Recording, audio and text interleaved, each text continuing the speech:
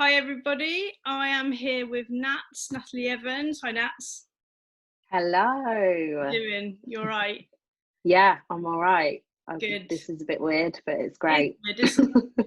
We were Yeah, just we were just saying everything at the moment is a bit weird, like doing lives and yeah, doing pre-recorded stuff. But it's a bit weird because normally in our sessions we'd just be like gathering around with a cup of tea, chatting about some of this stuff. exactly. But we're doing our best to find ways to kind of help young people chat about what's going on, and this is the best we got. Yeah, So we're yeah, going for it. exactly. Yeah, love I've turned it. the fridge off, so we hopefully Well won't get done. a weird buzz. If it is a Why weird was it buzz, broken? I don't know. Was it Oh, broken it's not today? broken. It's just really loud, doing its job.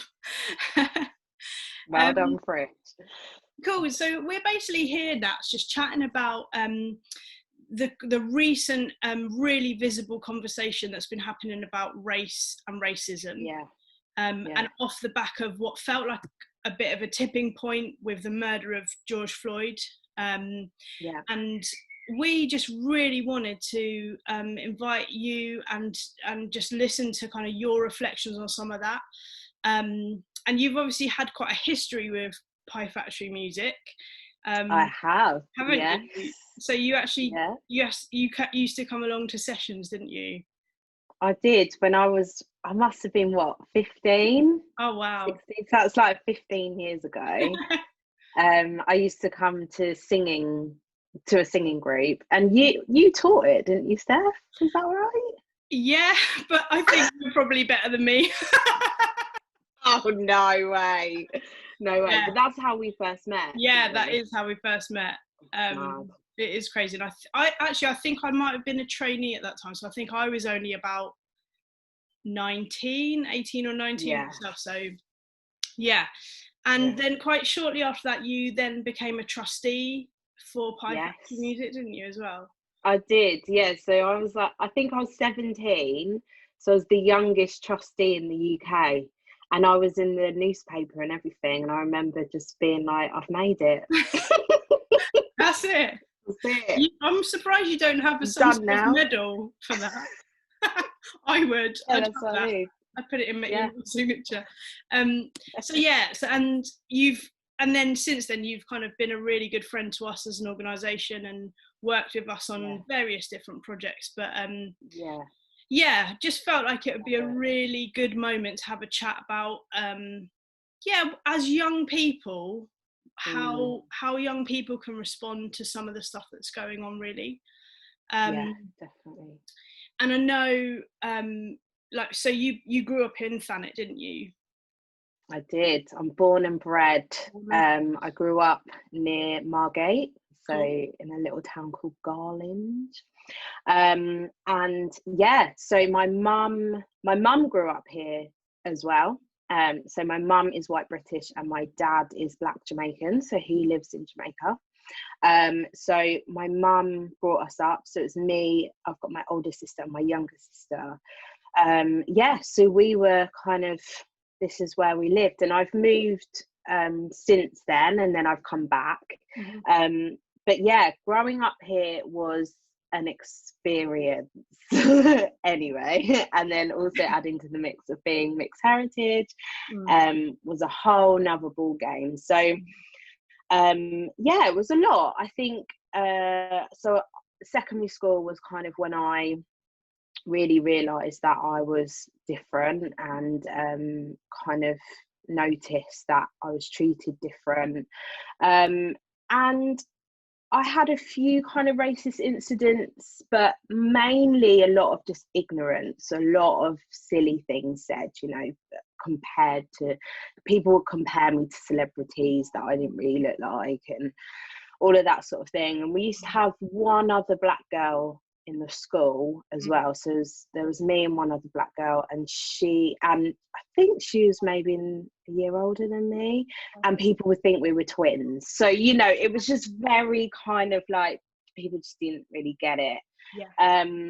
And so for me, I spent a lot of my life really trying to navigate that and fit into kind of a white world, really. And just trying to not to say too much, or not to challenge too much, and say the right things. I would always straighten my hair.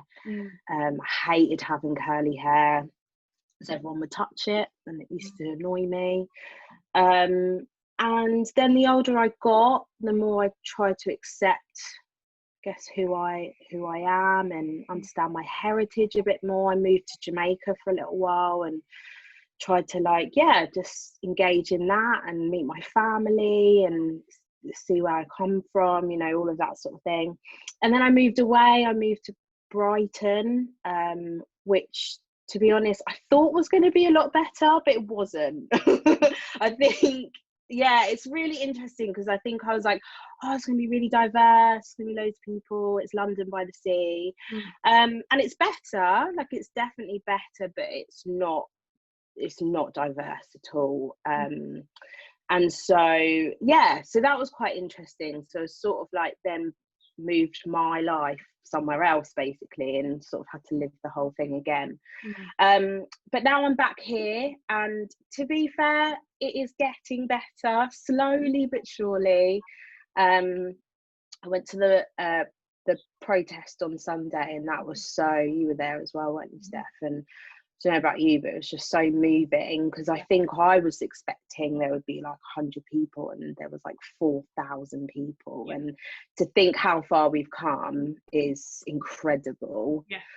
So I do have hope, you know, it can definitely be better. It's not London, it's not Manchester, it's not, but we're getting there. So it's been a journey, but you know.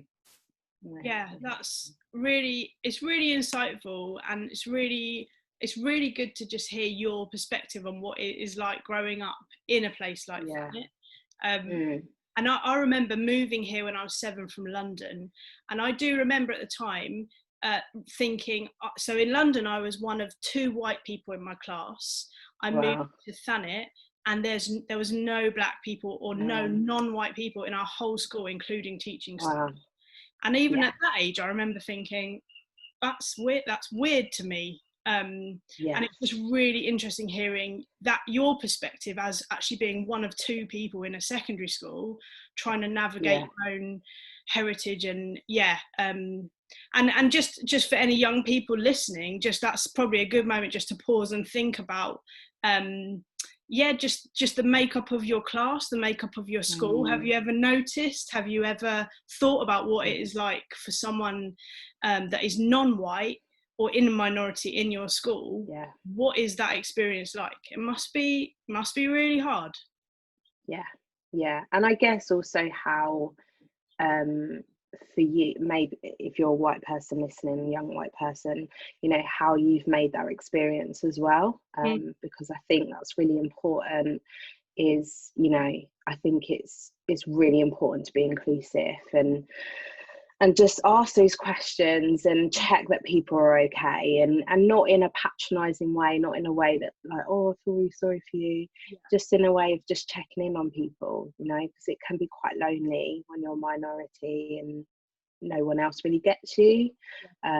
So yeah, I'd encourage that for sure. And so fairly recently you've kind of started a new endeavour with actually pushing into this sort of conversation even more. Do you want to tell us a little bit about that and how that came about?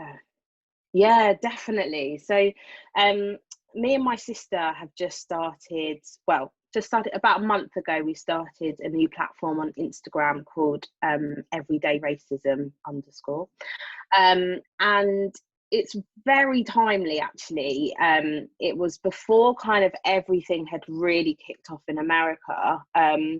But the whole reason that we kind of started this platform is because obviously I told you a little bit about my story, and my sister's story is very similar. And we really wanted to start something for years and years, just to help educate people and try and share a little bit about, you know, our experiences, but always really felt like people just didn't really want to listen, or, you know, why would people want to understand our story? It doesn't affect them. It doesn't, you know, people don't need to hear it.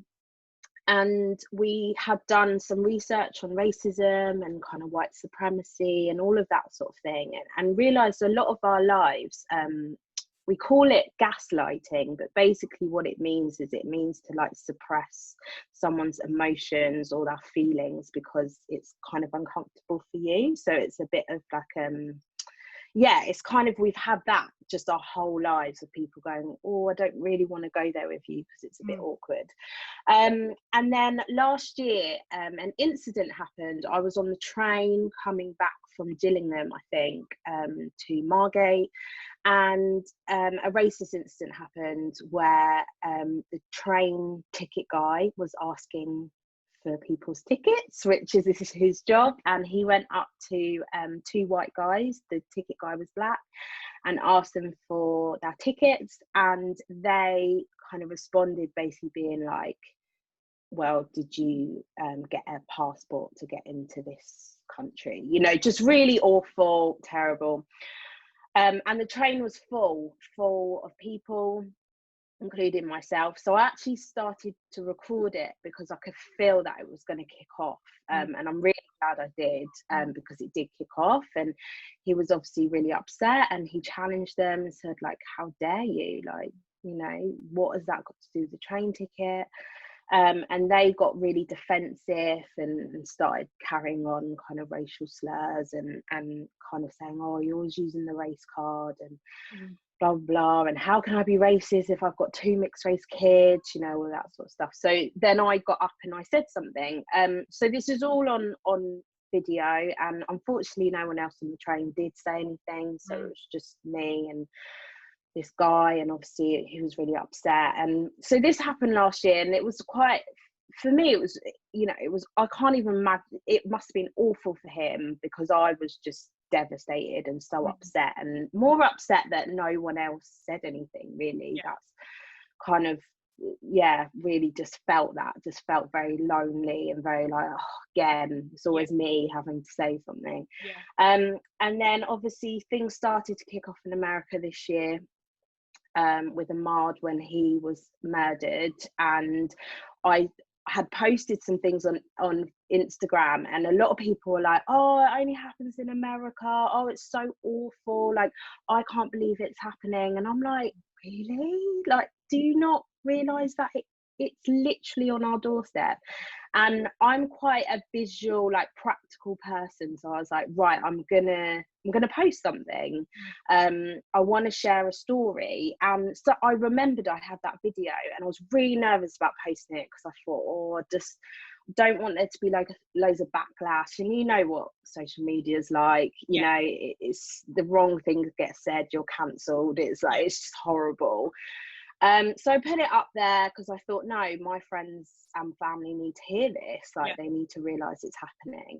And it actually went viral. So it got over like 1 million views or something ridiculous, like from between Twitter and Instagram.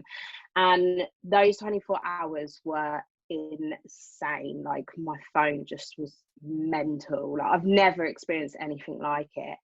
And it just, me and my sister were just chatting. We were like, it's time, we need to start a platform, we need to do something off the back of this. Because it was blowing up in a really kind of positive way. I think people were like, finally a video where someone's actually saying something and doing something and taking action.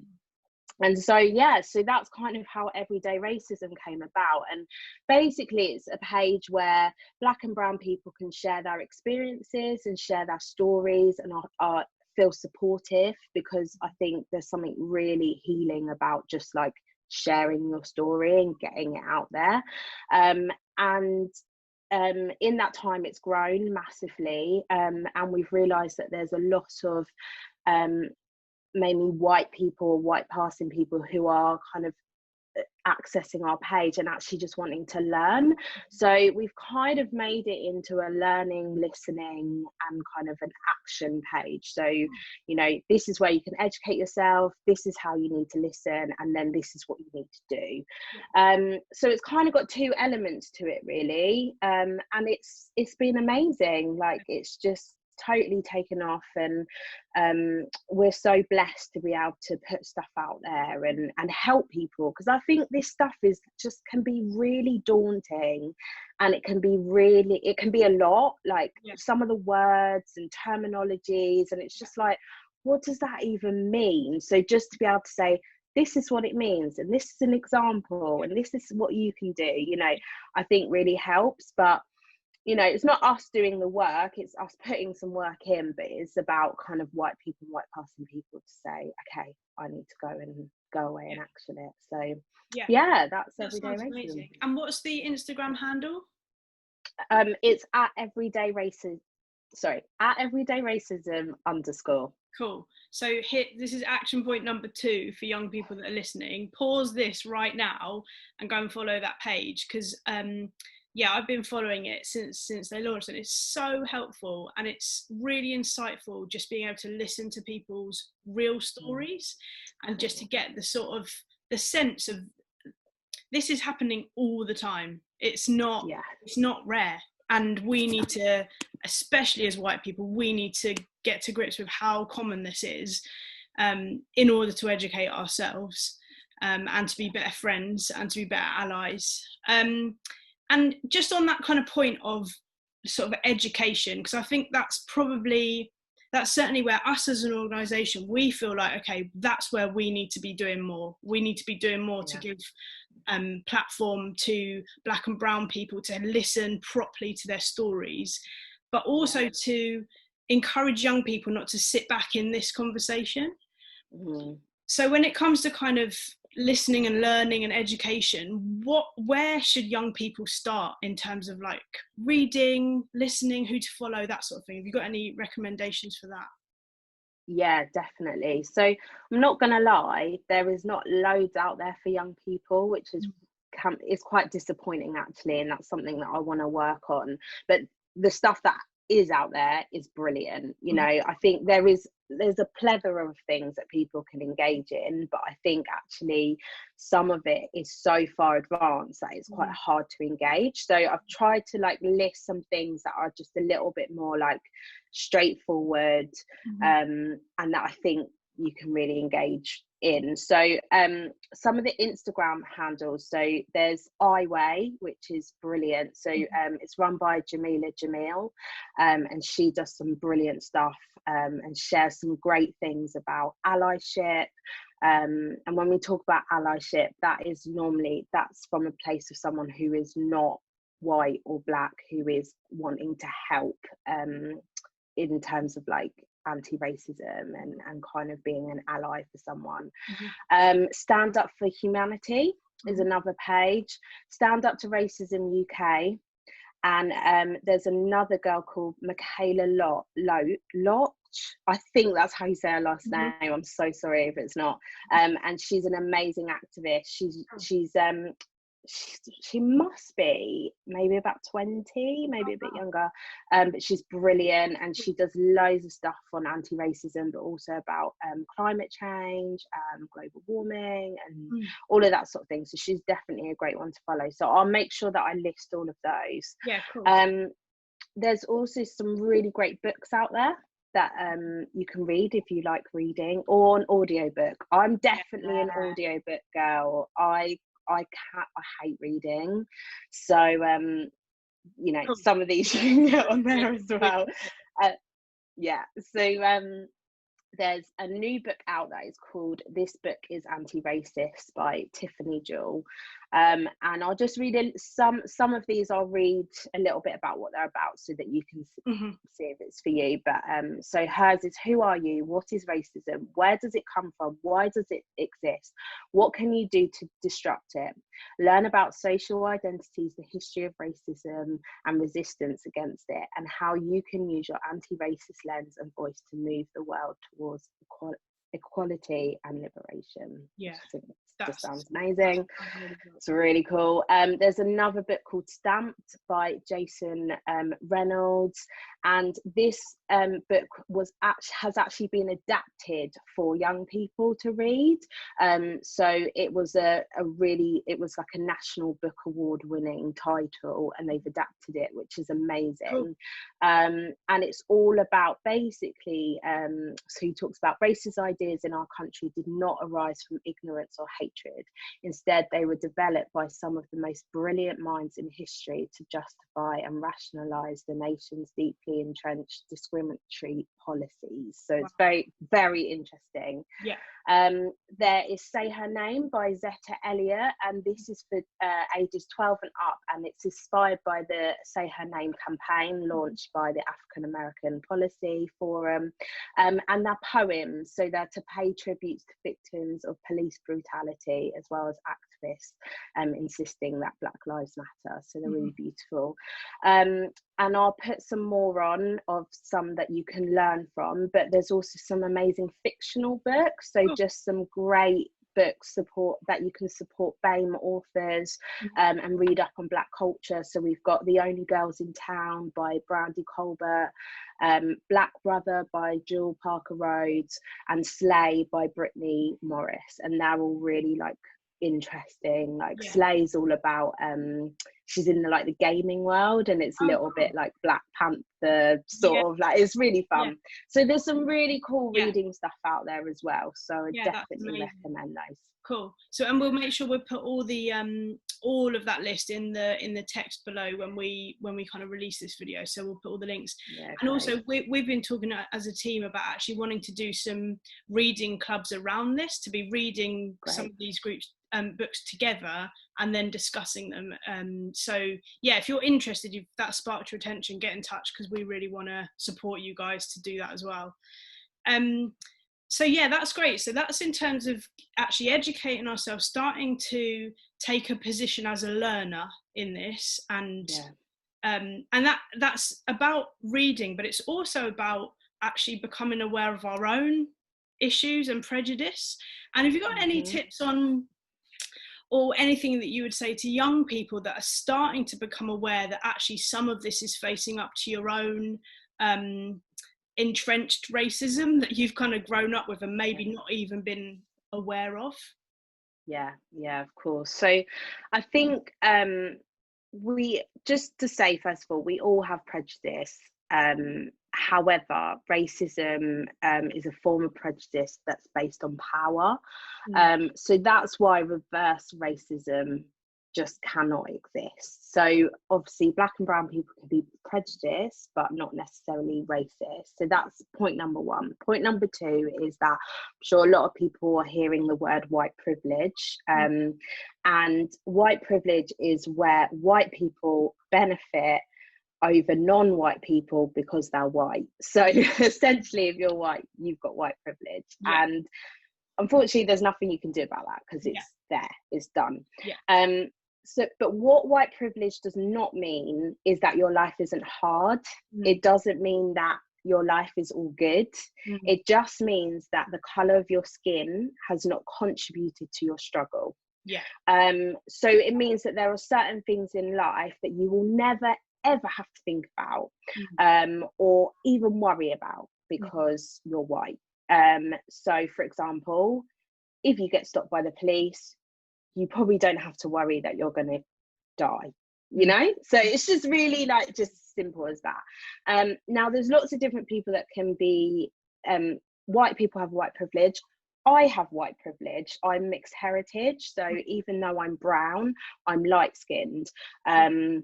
My mum is white, so I benefit from the same structural systems as white people, but however my dad is Black, so and the world sees me as Black, so I have to understand that as well. But I do understand that I have privileges. Black people do not have privilege, so it's very, very quite simple. So just want to make that really clear. And I think as well, so once you've kind of understood that and you've learned that, that's when you can go on to your next steps. Now, if you're at a point and you're listening and you're like, yeah, but you know, but this happened to me, and and you're quite defensive on it, then we call that white fragility. And that's a really normal place to be in when you've suddenly realised that you have white privilege, because it's a defence mechanism, because essentially you're telling yourself that there's something wrong with you, or you're doing something wrong, even though you've done nothing wrong, and you want to defend yourself. It's really natural to have that. However, it's how you deal with that is the next step. So if you are going through a white fragility stage and you're thinking, no, I'm not that, and I'm not this, and black people can be racist to white people, then it's best that you start again and you read up about that and you work that out, because otherwise this isn't going to work for you, because you're not going to be able to do the journey, and you're not going to be able to do it without it just completely being very argumentative the whole way through. So it's really important to just recognize that, okay? And if you have recognised that and you want to understand that a little bit more, then great. I think it's really good to take those next steps. So that's where I'd probably start with everything. And then I think it's really important to just look at our system and how that all works. So obviously this can all be found everywhere in our society, where we work, in our education, criminal justice, our politics, everything. So first of all, I just want to quickly state two things. So there's overt racism and there's covert racism, okay? So overt racism is obvious. So it's really clear that someone is racist because they're out in the street and they're shouting horrible words, or they're punching you in the face, or it's apparent, it's there. Covert racism is really subtle, okay? So sometimes it can just be slipped into conversations, and I've been subject to a lot of covert racism where I'm in a conversation and someone slips something in and you walk away and you think, what? Did that just happen? And actually, this is more problematic because it feeds into systemic racism. Okay, now bear with me. I promise I'm going to break this down for you, because all these words are like, oh. So systemic racism is a form of racism that it's expressed in the practice of social and political institutions. Okay, keep bearing with me, I promise. We're with you. You're with me. So systemic racism, it basically refers to white superior, so kind of white supremacy, which means that you're above everything. So white people are here and then everyone else is down here, okay? And it's used in everyday thinking. So for example, let's use, this is a really small example, but let's use the plaster, for example. So normal everyday plaster, okay? Now, some of you will be listening and thinking, well, what's up with a plaster? But the plaster is supposed to be skin colour. Now, if I put a plaster on me and it's my skin colour, I've got a plaster on, if a white person puts a plaster on, yes, you can see it's a plaster, but it's skin colour and it matches their type. Let's look at skin coloured tights, for example, or the word nude. Now, nude is supposed to be a natural, it's supposed to be your skin colour. Anytime I ask for a nude, or anytime a black person asks for a nude, it's not nude, because it's that kind of pinky, supposed to be your skin color. It doesn't work. That's a really, really basic example of systemic racism, but it's because black people are not involved in the decision making at the top of organizations, because the majority of organizations, whether they're political parties, they're businesses, they're healthcare, are run by white people, and these things they don't have to think about. So either it's because they don't want to, or because it doesn't come naturally, and that is also known as conscious or unconscious bias.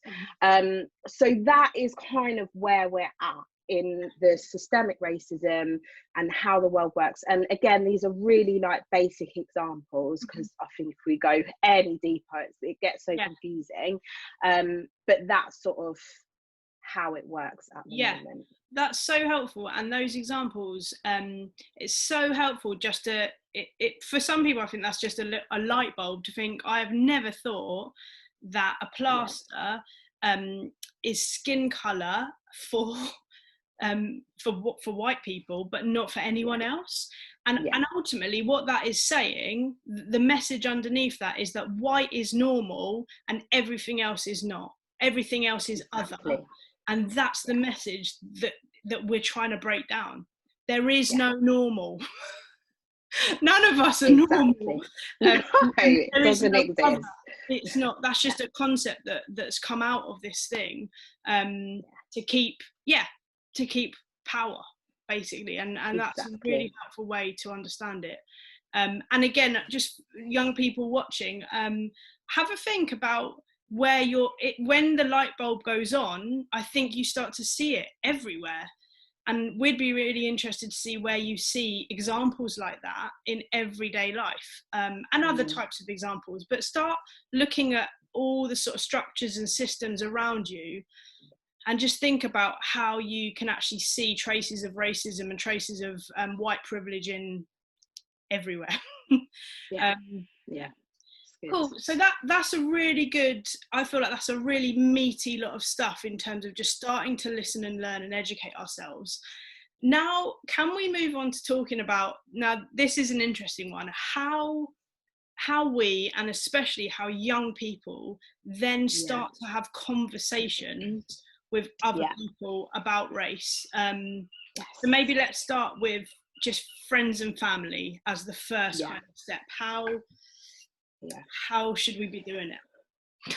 No, it's really good. This is such an important conversation, because this is essentially what comes next. So I think the really important thing to emphasize is that we have to learn and understand to have these conversations. It feels really powerless when we don't understand or know enough. So I would definitely say, you know, the book recommendations that I've said, the Instagram pages, just get some like real basic knowledge and build that up. So that's the first thing I would say. And second of all, if you're from a black, or if you're black or you're from a minority group, sometimes it's a really painful thing to do.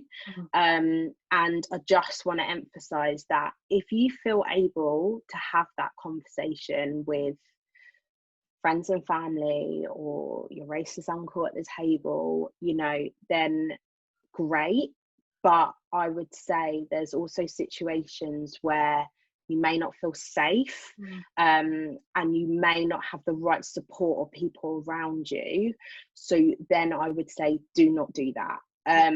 And don't feel guilty when you haven't said anything.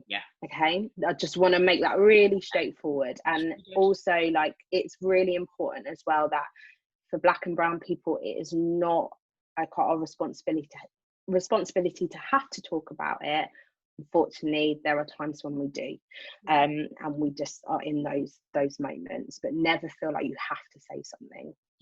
However, if you're white or you're white passing and you do see someone being racist, or hear it, I would say something. I would definitely try and say something, because it encourages other people and other allies to stand up, and it takes the pressure off that person.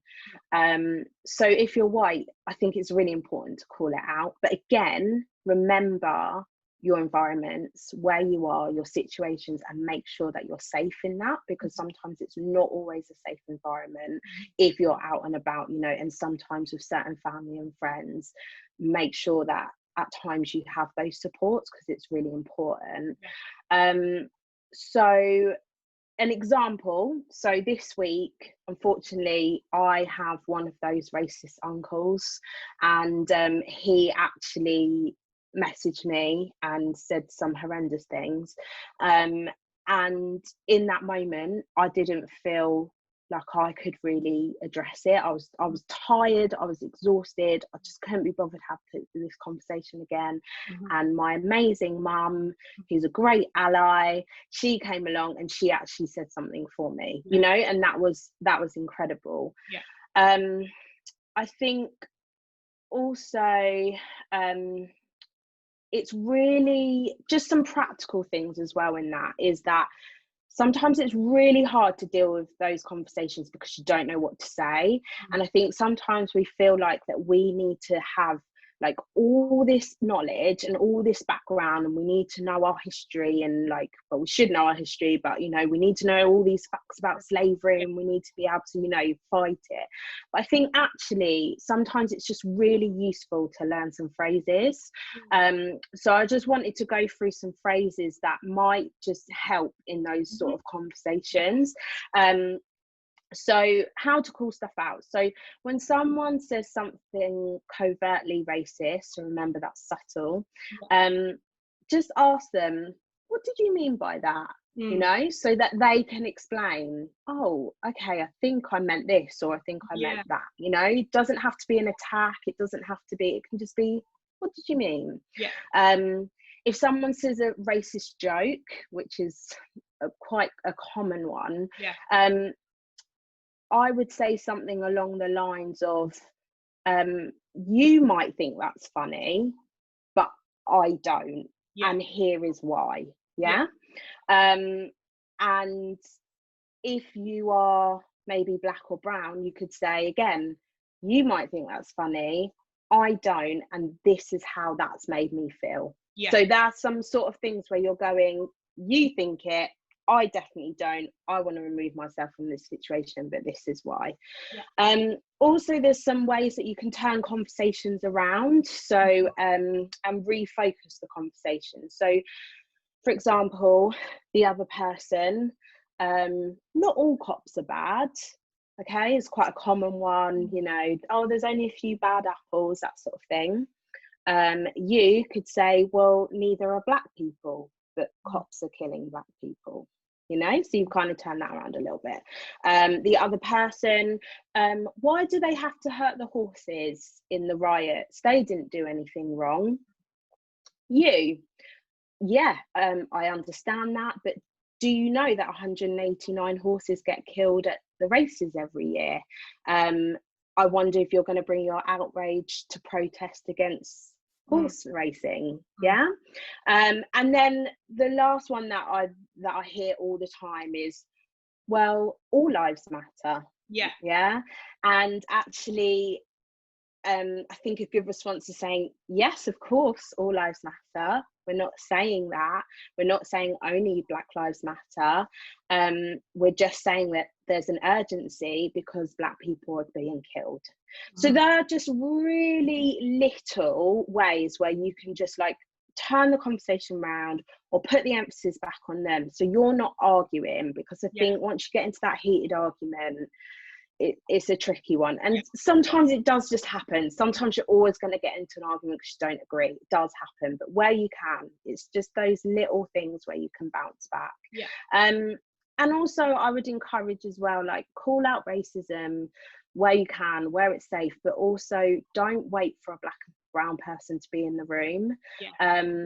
You know, and if you are black and brown and you're in the room and you've got the energy to call it out, then I applaud you for that. But I think we just need to do it all, you know, no matter where we are, who we're with, it just needs to be done. So that's really great. And also I guess it's like, do you think there's merit in having conversations when it's not just calling out racism, but being proactive? Like when you're sitting around having dinner, like when everyone's chilled and whatever, that's a great time to just be exploring. What did you guys have any Black history when you were at school? Like, I'm suddenly swear I have none. My whole school life, not one lesson about British Black history, and it's crazy. So like maybe it's good to think of some conversation starters that aren't just when racism is actually happening, but to get us talking positively about how we can all be engaging with this more. Did you have any Black history lessons at school? Nope. No, it's unbelievable, isn't it?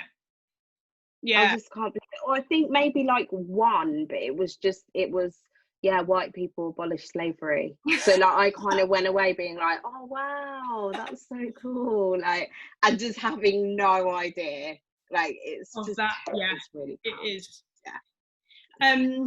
And that actually brings us nicely on, because another thing that we were chatting about is then moving into, so we've talked about learning and education and starting here and then moving out and starting to have those conversations wider. And then I guess the next or part of it as well is about activism beyond us and our family and our friends. So like, where do we go from here in terms of getting more active and doing stuff? Yeah, that's really good. So there's so much stuff that you can do out there. So if you're white or white passing, you can definitely, like, anyone can do this, but sign petitions. There are loads of petitions out there. We can all do that. We can all put in our email address and do that. I think a lot of obviously young people, when they can, will be going back to school soon. And I think it's really important to challenge your school, and ask them what they are doing to be an anti-racist school. And I think anti-racist is really important, because we can say that we're not racist, but we have to be anti-racist, and that is doing something. So just because a school is anti-bullying, that's great, doesn't mean you're anti-racist. So what have they got in place for that? And you know, what we said, what are schools teaching? Are you celebrating Black History Month? You know, are you celebrating Independence Days? Like all of those sort of things, what's happening? And just a really great example is my sister's a teacher, and her students actually got together. So they're obviously not at school, but they've all contacted each other, and they've actually emailed their head teacher with a list of ideas of what the school need to do in order to do some anti-racist work. And it's amazing. And the head teacher's like, oh yeah. And that is just so powerful. So if this is like something that you want to do, like, get your friends involved, and start looking at what your school can actually do. And write to those in power as well, you know, write to our government, write to your local councillors for like changing policies, for things that you're not seeing right. If it's, you know, if there needs to be better stuff in schools, just do everything you can in that sense. I think that's really important. And also just keep sharing stuff as well. Like, social media is such an amazing tool. It's got its pros and cons for sure, but I do think like sharing stuff on social media, raising awareness as much as you can, support BAME kind of influencers, follow them, and wherever you can, just kind of like press into all of that stuff if you can. Yeah, that's really great. And one thing that just came to me actually while we're chatting is just obviously our organisation is built around music and creativity. So just like young people that are listening, use that platform. If you're making music, if you're making art, it's a really great vehicle for pushing this conversation forward. And it's interesting actually, because quite a lot of young people comment on the fact that when they come to our sessions, especially to our centre in Ramsgate, it's one of the only places that they know they can hang out with people from all different backgrounds and learn from each other and be with each other, and it not be an environment that is hostile. Because they're there together to make music and learn. And a lot of them have actually commented on that actually being a space where they're learning about other heritage and other cultures through music. So I just feel like, come on guys, you've got a really good platform to explore that and stand up in a really creative way. Yes, so good. Cool. And just finally, Nat, I thought it might be cool just to chat about, because obviously a lot of this stuff that's happening, it's happening all the time, but suddenly this conversation is amplified to a level that I've never known it. I don't know about you, but Never. And rightly so, it is on everyone's minds. But for Black and minority ethnic people, especially young people, it could be quite a traumatic time, hearing and seeing all these things posted, especially some of the videos of people being murdered on the street. That, I'm sure, is really traumatic to watch. So yeah, that was just the final thing I thought it might be good for us to end on, is how we can really make sure that young people are supported, especially Black and minority ethnic young people, during this time when everyone is talking about it, everyone is sharing stuff. Yeah, definitely, that's really good. I think first of all, what I really want to stress to kind of Black and brown people and ethnic minorities is, do not underestimate how this is affecting you. It's not something to downplay. It's not something that is like, oh, I'm just being sensitive. This is serious. This is trauma. This is like another level.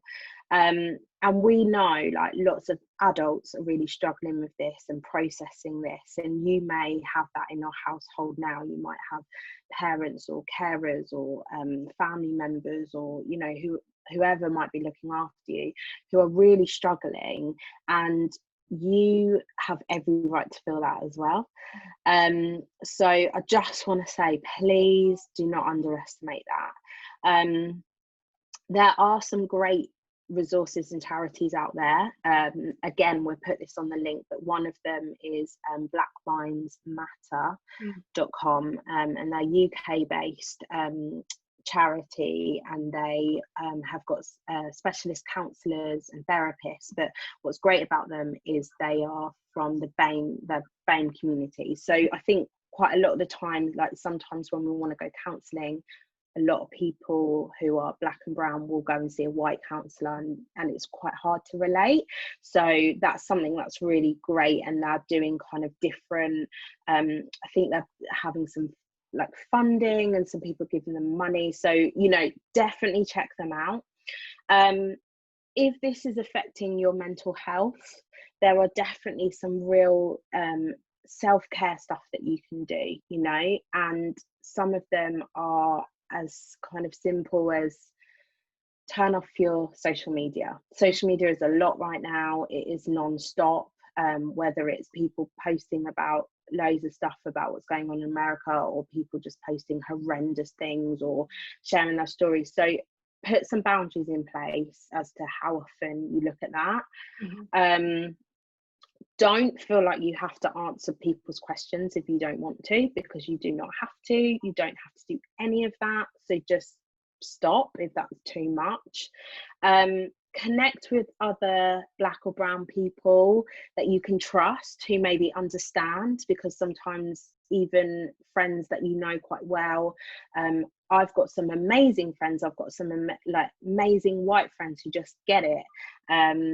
And that is great, but I've got some white friends who don't get it, and it's really draining every time we speak to them. So make sure that you're speaking to people who you can just connect with, and you don't have to explain anything. You can be truly honest.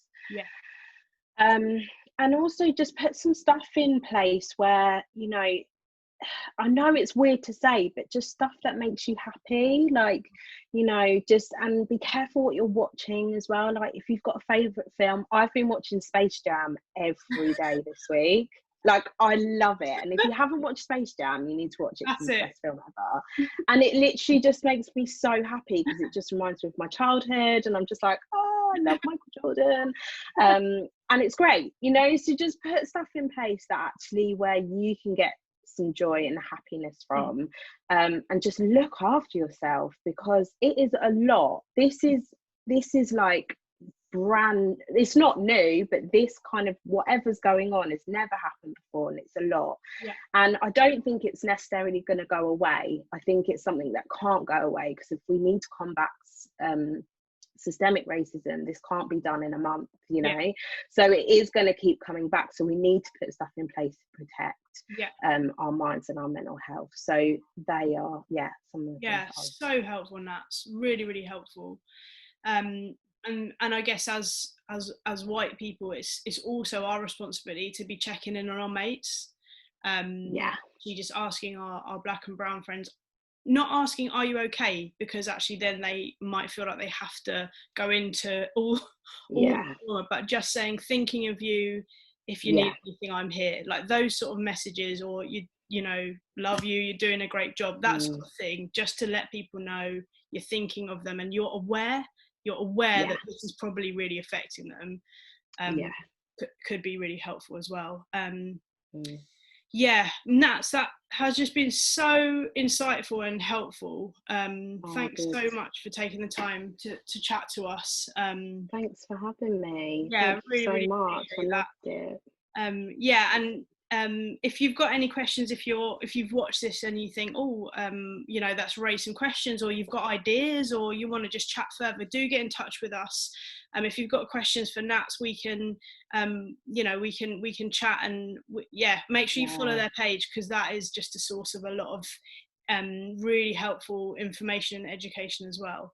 But Nats, thank you so much. I'll see you soon. But thanks for being here, and thanks everyone for watching.